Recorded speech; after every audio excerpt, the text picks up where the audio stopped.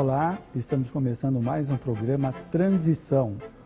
Hoje nós vamos conversar sobre o tema obsessão espiritual e transtorno psicológico.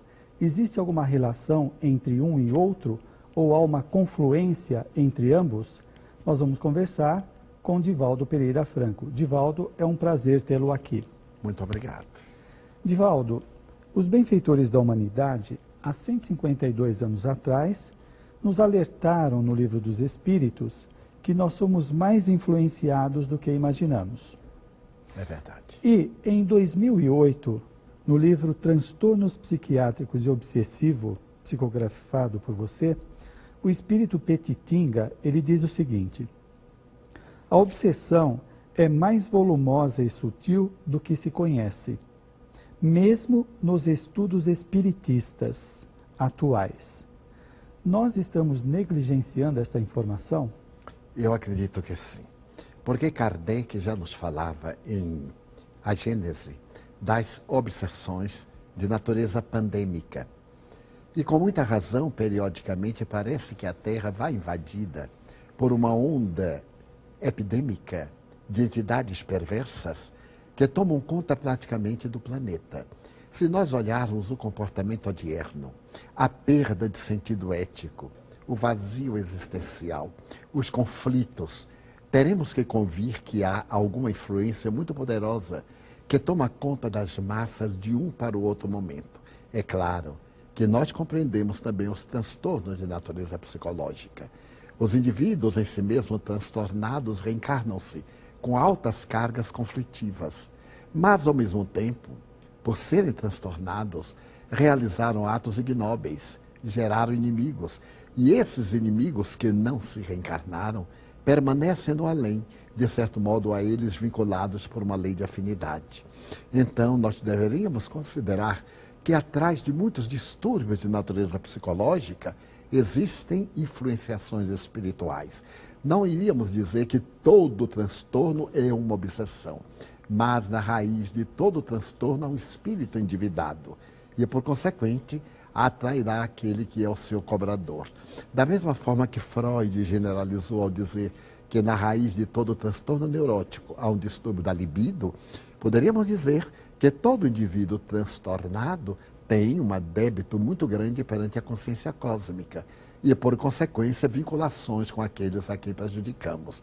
Valia a pena que nós, os espíritas, observássemos com mais cuidado os nossos pensamentos, porque são eles que atraem os equivalentes, que cultivássemos as ideias superiores, que mais ainda buscássemos o refrigério da oração, as leituras saudáveis, as ações nobilitantes, para nos libertarmos dessas influências perniciosas que são compatíveis com este período de transição do planeta e com a sociedade que o habita, que somos nós, ainda espíritos relativamente inferiores.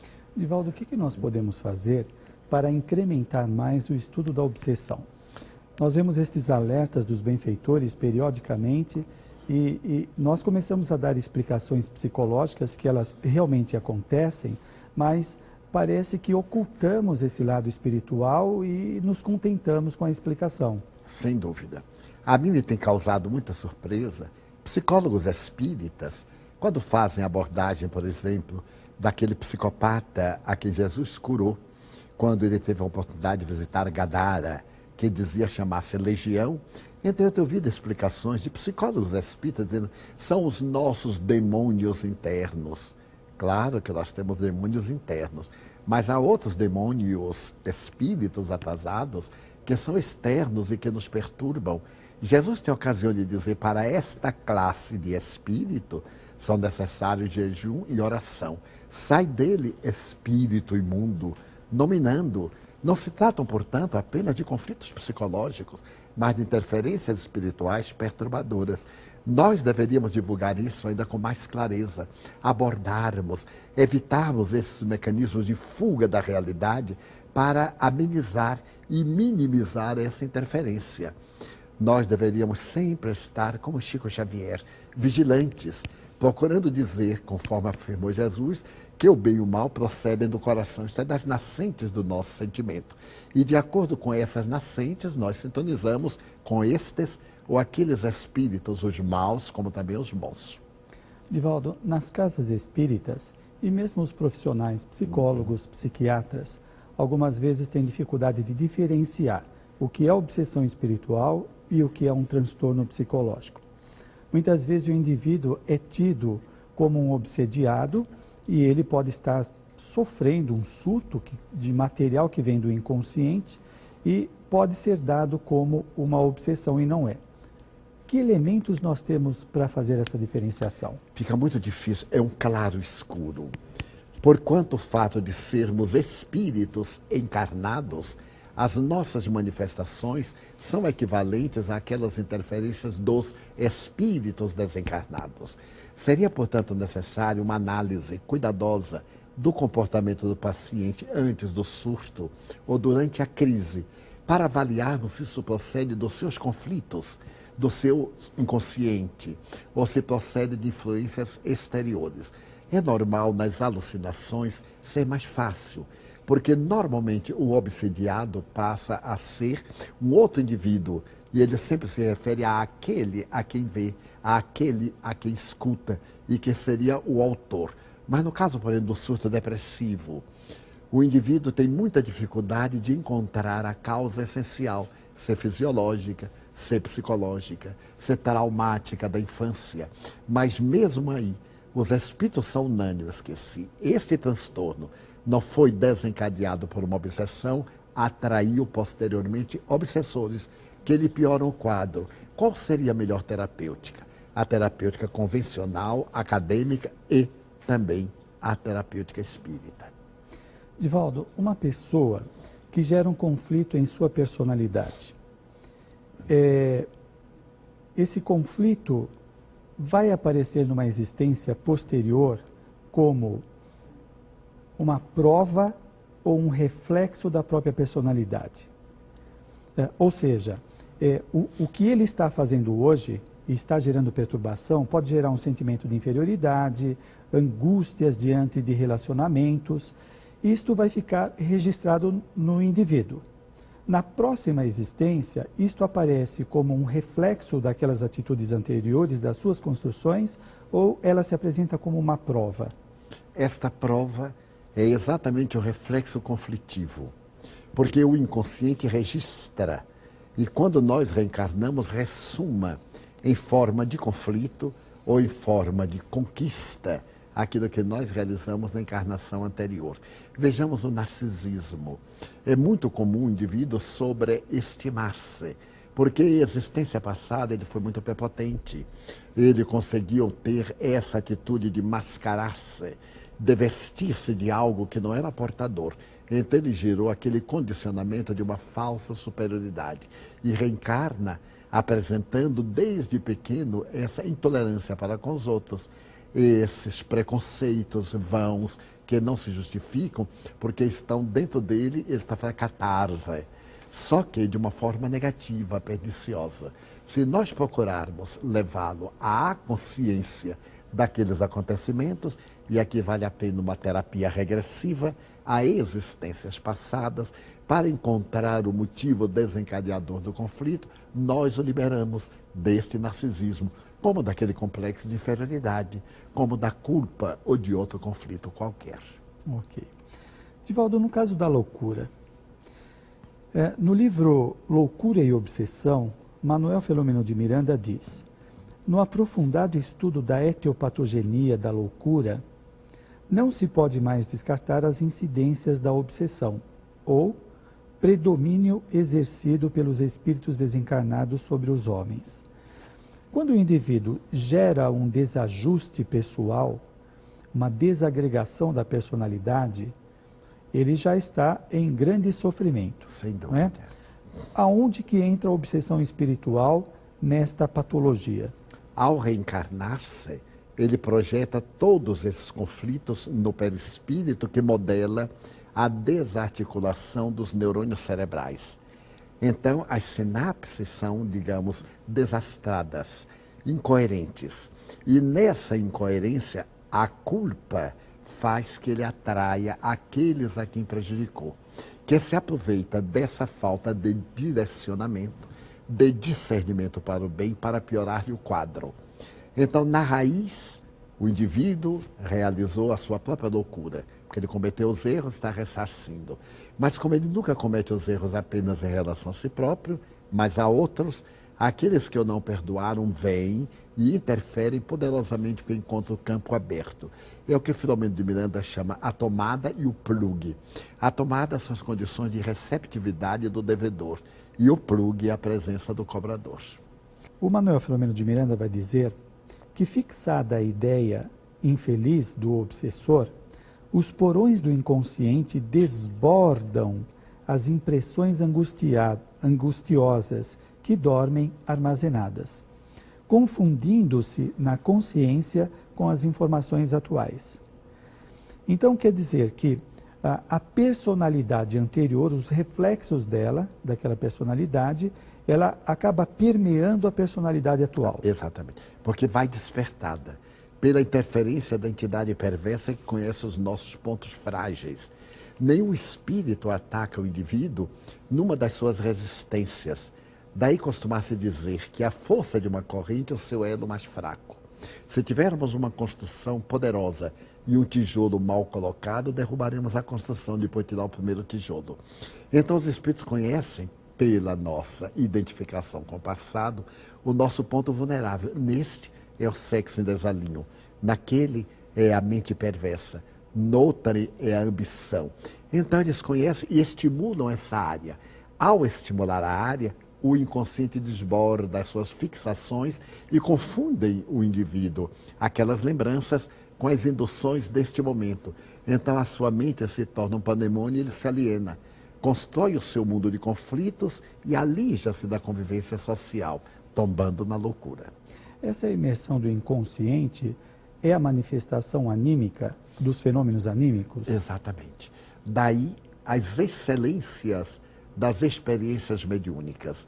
Normalmente os espíritas temos muito cuidado com o animismo. Isso. Mas Alexandre Aksakoff diz que animismo também é espiritismo. No animismo, nós estamos dando as comunicações que nos estão perturbando no inconsciente profundo. É terapêutico. Somos espíritos encarnados. Para que sejamos veículos de espíritos desencarnados, é necessário que nos despojemos de todos esses arquivos para uma boa filtragem. Então é natural que nas primeiras comunicações sejam sempre do nosso inconsciente, libertando-os dos clichês e das perturbações, para depois abrir o campo à influência daqueles que virão transmitir as suas informações. Eu sempre uso uma imagem um pouco tosca de uma letra U, como se fosse uma retorta ou um cânulo formando a letra U. O superconsciente, o consciente, subconsciente e a inconsciência. Durante as nossas existências pretéritas, nós vamos acumulando no inconsciente profundo. Quando chegamos à outra encarnação, nós estamos com o inconsciente ali arquivado. Chegam ideias novas. Essas ideias novas virão até ali e serão coadas para chegar à consciência. Chegam tumultuadas. Como se eu deixar esse vasilhame ao tempo, a fuligem, a poeira acumula. Se eu colocar água límpida, ela entra límpida, mas sai suja. Se eu continuar a colocar água límpida, ela consegue assear e a próxima saída será transparente. Daí, em todo o fenômeno mediúnico, existem tintas do animismo. Daí, a mesma entidade, por dois médios diferentes, irá apresentar o conteúdo igual, mas a formulação diferenciada, por causa dos arquivos. Então, nós não devemos ter preconceito contra o animismo. Também não deveríamos estimulá-lo, mas trabalhar para que o indivíduo faça essa catarse dos seus conflitos. E na sessão mediúnica, um bom observador, psicoterapeuta de desencarnados, ele vai notar aquelas fixações, as palavras repetitivas, os vícios de linguagem, são do médium, são do seu inconsciente, até ele se libertar disso e vir ideias novas que são dos espíritos comunicantes. Nós podemos considerar que essa imersão do inconsciente vai gerar uma dupla personalidade também? Normalmente. Quando Pierre Janet estudou as chamadas personalidades múltiplas, explicou-me Manuel Filomeno de Miranda, ele invariavelmente detectou esses grandes conflitos anímicos do indivíduo, as lembranças de outras reencarnações, que então ressomavam e confundiam o indivíduo.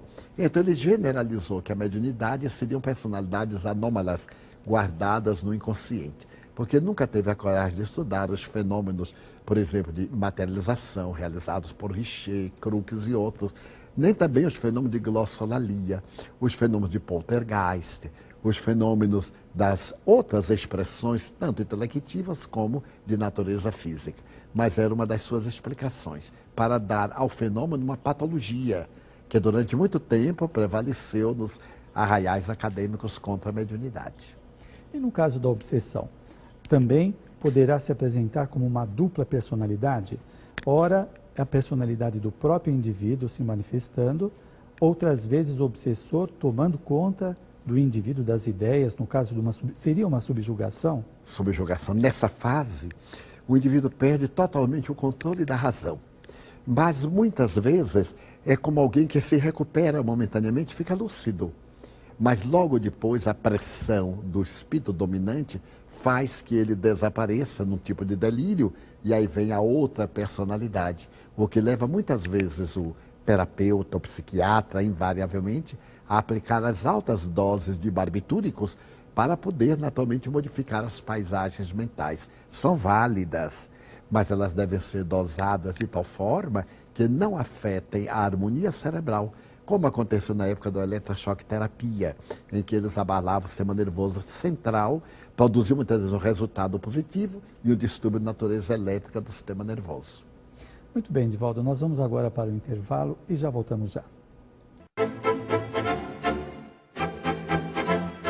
A Companhia Teatral Operários do Palco e a Editora Ide têm o prazer de apresentar o espetáculo Herdeiros do Novo Mundo, no Teatro União Cultural, na Rua Mário Amaral, 209, Metrô Brigadeiro. Se o seu mundo acabasse hoje, você estaria pronto? Herdeiros do Novo Mundo, sábados às 18h30, domingos às 18 horas. Grandes descontos para grupos e caravanas. Aproveitem! Rádio Boa Nova. Sintonize. Em todo o Brasil. Saiba como ouvir. Ligando, por e-mail ou acesse o site. A comunicação em prol de um planeta de regeneração. Rede Boa Nova. Emissoras da FEAL. Fundação Espírita André Luiz.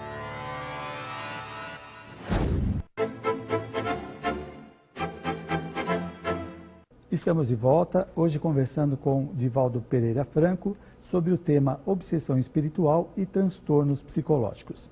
Divaldo, nós percebemos que a obsessão pode alterar também o comportamento do indivíduo.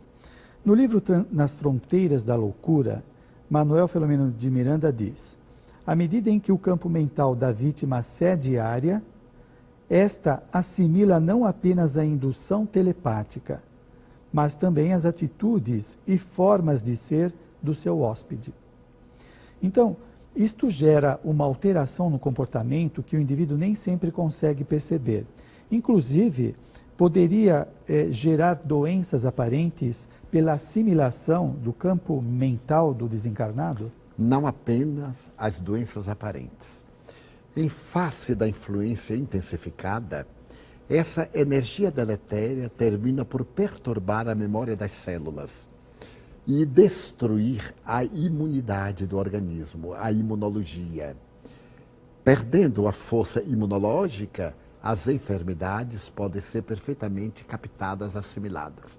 De outras vezes, pela maneira de incidir em determinados órgãos, isso produz um distúrbio e afeta, abrindo campo para a instalação de doenças físicas, algumas delas neoplasias malignas. Da mesma forma que a nossa mente pode ser portadora de manifestações saudáveis para o organismo, como de somatizações perturbadoras que se transformam em enfermidades físicas, a influência mediúnica pode criar não só doenças fantasmas, como doenças reais. Eu conheço vários casos, e Chico Xavier contou-me um fato impressionante, de uma familiar que havia feito um aborto. E o espírito não se desligou da casa uterina. Foi expulso praticamente o feto, já estava com 5 meses, e ele ali ficou, produzindo mais tarde um câncer do colo uterino.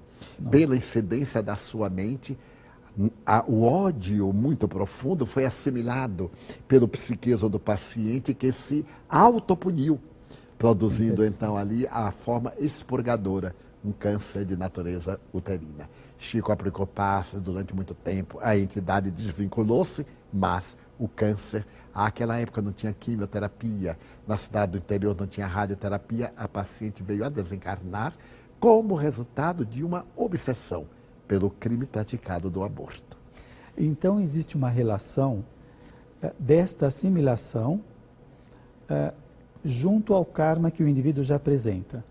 Existe essa relação para o indivíduo assimilar e ficar doente, então tem o processo de culpa que vai gerar essa doença. A divindade permite que o indivíduo se reabilite do mal que fez através do sofrimento que ele abriu campo para manifestar-se. Ele poderia reabilitar-se, no caso daquela senhora, sendo mãe. Aquela entidade era uma adversária, daí o ódio recíproco. Se ela recebesse como filha, as dores, as angústias sublimariam a sua dívida e possivelmente reabilitariam a entidade. Quando a entidade se viu frustrada, mais uma vez, então o ódio centralizou-se no aparelho reprodutor e isso produziu o distúrbio celular e, naturalmente, a lesão que se transformou no câncer. Daí nós não estamos aqui para sofrer, mas para nos reabilitarmos. Podemos muito bem resgatar todo o mal pelo bem que fazemos. E este é um grande consolo, porque seria a maior prova do amor de Deus, dando-nos as experiências evolutivas. Manuel Filomeno de Miranda diz que nós trazemos os condicionamentos interiores que vão favorecer a obsessão espiritual, como doenças, enfim, transtornos que possam acontecer na personalidade.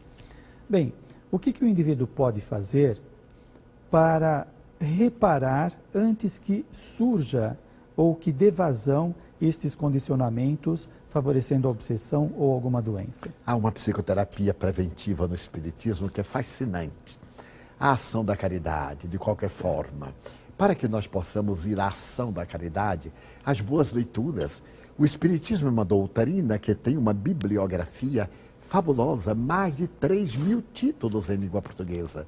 Somente a mediunidade de Chico Xavier deu-nos 420 obras monumentais, desde as mais simples, como as cartas de uma morta, história de sua mãezinha, as obras emanuelinas, que são 540 mensagens, Pão Nosso, Caminho, Verdade e Vida, e etc., elucidando o Evangelho. As lindas páginas de histórias de Humberto de Campos, mais tarde Irmão X.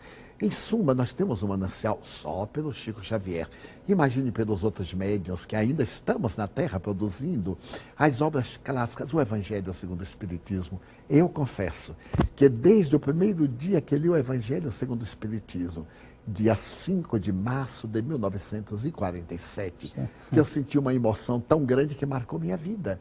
Eu estava numa reunião íntima de pessoas dedicadas ao espiritismo. Eu não era espírita, era somente médium. Quando alguém abriu e saiu o orgulho e a humildade.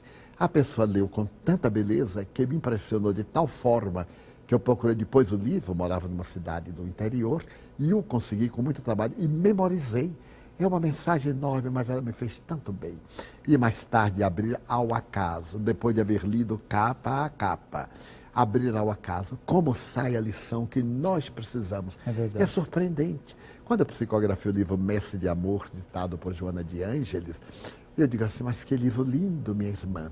Ele vai fazer muito bem à humanidade. Era muito ingênuo, 1964. Ela sorriu e disse, a começar de você, meu filho. Porque nós escrevemos primeiro para o médium. O médium publica porque acha que vai ser útil, mas ele tem que incorporar o conteúdo à sua conduta, porque senão é o farmacêutico que receita os outros, mas está doente. Então, a partir dali, procuro sempre ver o que é que a mensagem está dizendo para mim. E diariamente eu me renovo, porque encontro sempre uma terapia preventiva para as ciladas do meu passado, as ciladas do presente e as ciladas desta vida de relações, de agressividade, etc. Divaldo, o que é autoobsessão? A autoobsessão é quando o indivíduo fixa o seu pensamento em valores que não possui e acredita-se detentor deles de tal forma que os incorpora ao seu cotidiano, tornando-se muitas vezes um indivíduo fascinado. Seria um tipo de narcisismo de grande profundidade, tanto positiva como de pessimismo negativa, quando o indivíduo acha que não tem nenhum valor, quando o seu pessimismo é acentuado pelo complexo de inferioridade, então é uma autoobsessão. Ou quando ele se exalta e está também numa autoobsessão, porém no outro polo. E é muito perigoso. O número de auto-obsidiados é muito grande. Converso com pessoas e fico admirado de vê-las como estão distanciadas da realidade. Como superar a obsessão espiritual, Divaldo? Um dos recursos mais valiosos é a oração, porque muda o nosso campo vibratório. E toda vez que nós mudamos de sintonia, aqueles que não podem acompanhar deslocam-se. Já que o plug está na tomada, digamos, na faixa 20 abaixo de zero, se pela prece nós subimos a 10 acima de zero, o plug sai por falta de contato. E nesse estado que nós vamos ficando de bem-estar, logo vem o sentimento de amor, de solidariedade, as virtudes teologais. Nós então passamos à ação da caridade.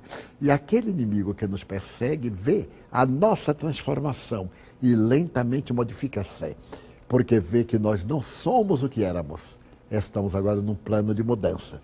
É a melhor terapêutica para a desobsessão, a nossa transformação moral. O exorcismo, ele funciona para afastar o espírito obsessor? Não. Os espíritos zombam, gargalham. Até Kardec fez uma pergunta equivalente no Livro dos Espíritos. Eles acham tão ridículas aquelas fórmulas. Disse, e como algumas dão certo, pela autoridade moral do exorcista. São seus valores éticos. Quando ele fala com honestidade, que te ordeno em nome de Deus que saias, essa força magnética expulsa realmente o espírito. Como Jesus dizia, em nome de meu Pai, eu te ordeno, sai dele. Então, são os valores éticos, são os valores morais do exorcista, ou daquele que faz a psicoterapia para o desencarnado, ou que aplica o passe, não as fórmulas. Pessoas me perguntam, qual a fórmula ideal para o passe? Eu digo, o caráter do passista. Porque pouca diferença faz os movimentos que aplique. Jesus curou o filho do centurião à distância, mandou o seu pensamento. Curou a mulher hemorroíça que lhe pegou a franja dos vestidos. E, no entanto, para outros ele teve de dialogar e de exercer certa energia. Daí é necessária, no caso do exorcismo ou de outra prática qualquer, as qualidades morais daquele que aplica, para que o espírito atenda e possa afastar-se. Divaldo, uma pessoa que está internada no hospital psiquiátrico e que esteja obsediada, fazer uma desobsessão à distância no centro espírita ajuda, vai conseguir atingir o espírito obsessor? Atinge, porque os mentores trazem-no. É necessário recordar que o paciente não deve participar da experiência de desobsessão. Primeiro porque não tem condições, não vai entender, não vai colaborar. Porque sempre será o espírito desencarnado sendo doutrinado. E os benfeitores vão buscá-los em qualquer lugar. No caso mesmo de Nas Fronteiras da Loucura, nós vemos que o obsessor da menina que estava internada numa casa de saúde vai doutrinado sem a presença dela, com a presença do pai. E por efeito ela se recupera porque ele resolve abandoná-la. Conta a sua tragédia, o motivo por que a obsediava, e então, claro, desaparecendo a causa, diminui o efeito, porque ela também estava incursa na divina lei por débitos de outra natureza. Divaldo, chegamos ao final do programa, foi muito construtivo o nosso diálogo, muito esclarecedor, e agora as suas considerações finais. Saúde mental ou saúde integral, conduta reta, pensamentos corretos, caráter nobre. É claro que não estamos estabelecendo o programa para anjos nem para santos, mas para cada criatura. Allan Kardec, ao definir o espírita, diz que o verdadeiro espírita é aquele que se esforça para ser hoje melhor do que amanhã. Amanhã melhor do que hoje, lutando sempre contra as suas más inclinações. Eu acredito que este é um programa para todos nós, cada dia, melhorarmos-nos um pouco e lutarmos contra as nossas más inclinações. Muito obrigado pela sua audiência. E nos encontramos numa outra oportunidade. Até mais.